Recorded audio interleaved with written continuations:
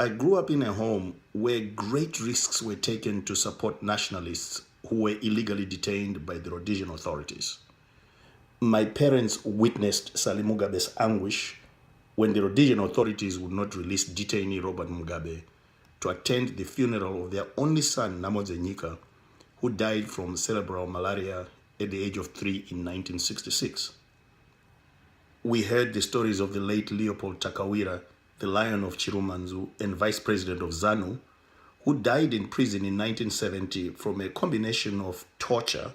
and neglect of his diabetic condition by the Rhodesian authorities. And current Vice President Emmerson Mnangagwa was only saved from execution because he was underage after being tortured into confessing involvement in what the Rhodesians deemed a terrorist act.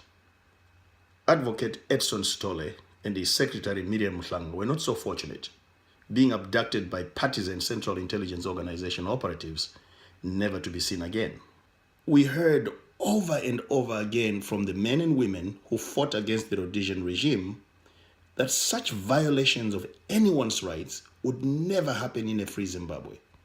The people sending activists like Pastor Evan Mawarire to Chikurubi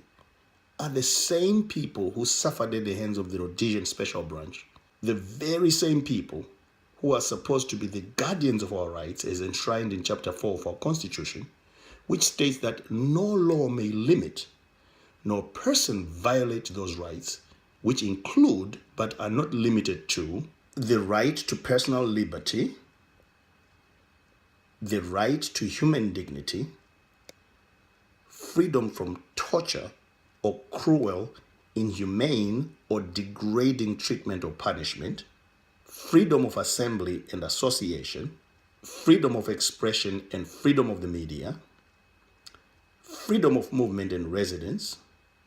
political rights, the right to a fair hearing. The reality is that Pastor Mawarire's fight is not just his fight. When our government criminalized even the use of the flag in protests, they were taking not just from Mawarire, but from you and I, the right to rally under what is supposed to be our pride and the symbol of our freedom. We cannot be silent about his unlawful detention and expect others to stand with us when the law turns on us, when we are denied the right to speak, the right to vote, the right to assemble, when we are dispossessed of our properties, or when we find ourselves in Section D at Chikurubi. The calculation by the authorities is a simple one. If there are no crowds at the courts protesting his arrest, then somehow that proves he is no longer relevant to the cause. If, on the other hand, the people attempt to come to the courts, the machinery of state will be ready to deal brutally with them, and we will all tuck our tails between our legs and become the compliant citizens they want us to be. It's important to remember that the struggle for independence was won because people refused to be cowed or distracted, and because they understood that just as important as actions in the public square was the private commitment and courage of hundreds of thousands of Zimbabweans who assisted the war effort. We must engage even the relatives of those who deny us our rights, and the baton-wielding policemen who are just as much victims of our country's dysfunction,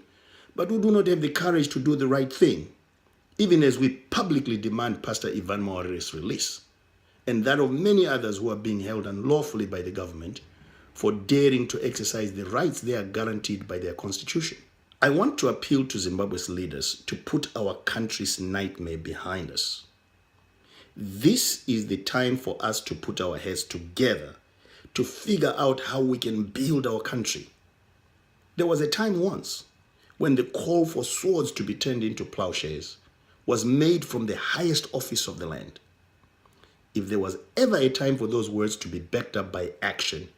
it is now. Pastor Evan Mawarire must be freed.